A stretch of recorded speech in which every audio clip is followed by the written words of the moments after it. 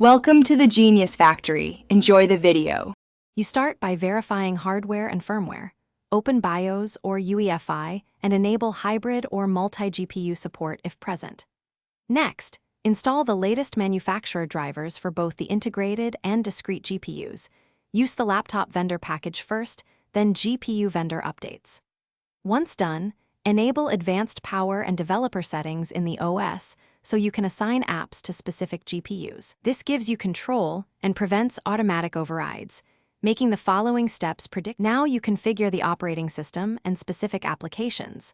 Open graphics settings and add the executables you want to control, then choose high performance for discrete GPU or power saving for the integrated chip.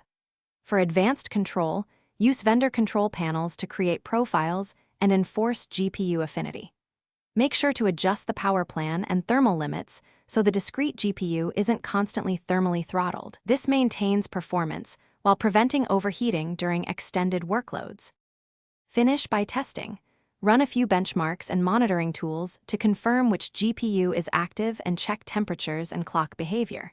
If an application ignores your assignment, update, or rollback drivers, reinstall the GPU control panel and recreate the profile. Sometimes a clean driver install fixes priority conflicts. One key troubleshooting step: toggle hybrid mode in BIOS and reboot, then reapply OS-level GPU assignments. This often clears firmware driver handoff issues and restores expected dual GPU operation. Thanks for watching. If you found this helpful, don't forget to like and subscribe.